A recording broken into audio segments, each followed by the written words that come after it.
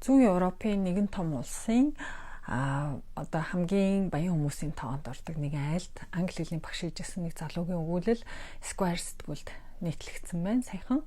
За тэгэхээр зэрэг тэр залуу бичгтээ энэ айлын 5 хүүхдэд англи хэл заах энэ гэрээ нь одоо тэр хүний амьдралтаа одоо баг мөрөөдөж чадахгүй байсан тийм их өндөр цалинтай ажил байсан.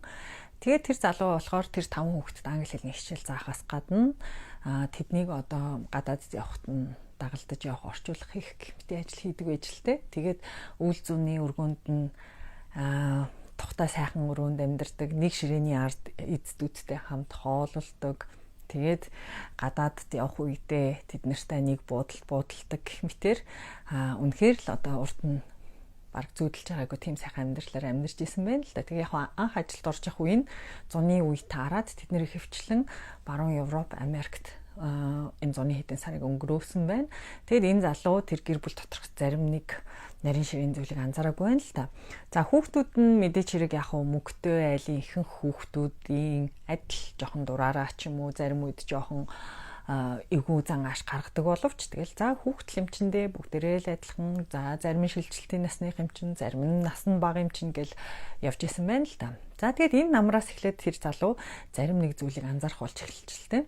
Тэр айлд 30 гаруй хүн ажилладаг.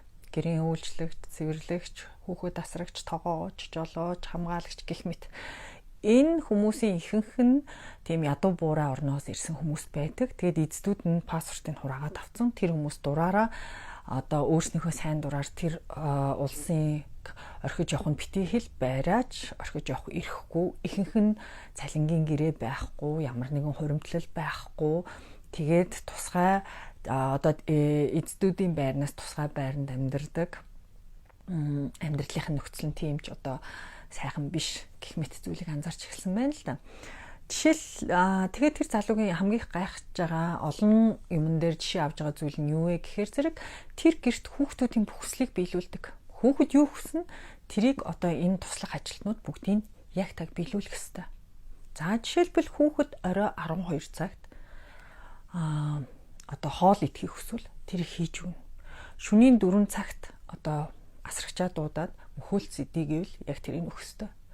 Өглөө 6-7 цагийн үед гэрийнхээ театрт зоогийн ширээ засаж агаад одоо хүүхэлдэйн кино үзэх үед нь цаг 30 минут 2 цаг хажууд нь үйлчилж хамт байх ёстой. Гэх мэт жишээлбэл зүйлсийг тэр залуу өөрөө ингээ харж байсан байна л да. Тэгээд гайхаад яг ингээ соёлтой үнээсээр эхлээд ингээ дугаа анзаараад хахад аав ээж нь бол хүүхдүүдтэй бүх зүйлийг зөвшөөрөхөөс гадна яг ингэж бүх зүйлийг яг хүүхдүүдийн хүссэн ёсоор тэдний тушаасны дагуу биелүүлэхийг одоо энэ туслах ажилтнуудаас шаарддаг байсан.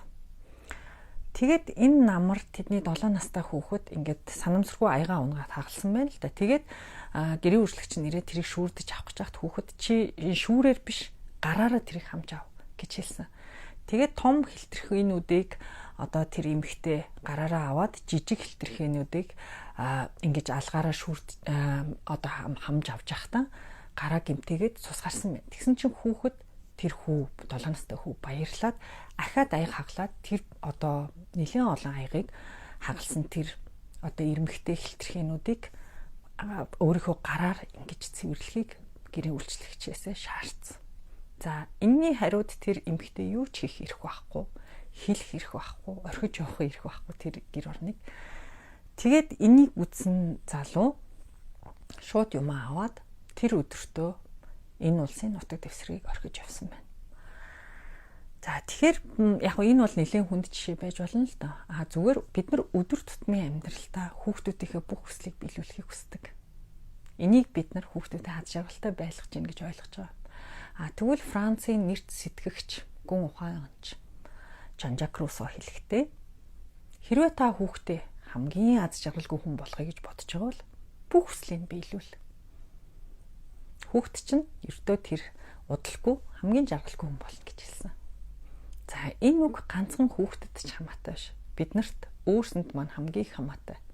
Хэрвээ бид нар өөрснийхөө толгойд орж ирж байгаа хүсэл болгоныг биелүүлээд хүссэн бүх юмаа гүйцээгээд хэрвээ бид нар хүслээ дагаж амьдардаг бол тэр даруйдаа л бид нэг удалгүй ад жаргалгүй хүмүүс болж хувирна. Яагаад гэвэл бид үргэлж зөв юм хүсдэггүй. Тэгэхээр бид аз жаргалтай байхын тулд олон юмнаас татгалзах хэрэгтэй болно. Жан-Жак Руссо бас хэлсэн. Та хэрвээ хүүхдээ аз жаргалтай хүн болохыг хүсэж байвал маш олон юмсаас татгалзах хэрэгтэй. Хүүхдтэй та үгүй гэдэг үгийг хэлж чадах хэрэгтэй. Олон зүйл төр гэж хэлсэн байдаг.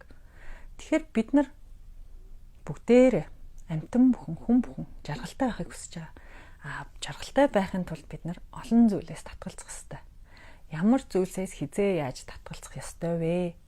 Бид хүүхдүүдэд аз жаргалтай байлгахын төлөө, хайртай хүмүүсээ аз жаргалтай байлгахын төлөө, өөрснийгөө аз жаргалтай байлгахын төлөө ямар зүйлсээс татгалзах ёстой вэ гэдгийг 12 сарын 12-нд болох татгалзал гэдэг лекцэн дээр ярилцсан. Энэ бол энэ онд болж байгаа миний хамгийн сүүлийн лекц байгаа. Ингээд бүгдээрээ 12-нд уулзцгаая.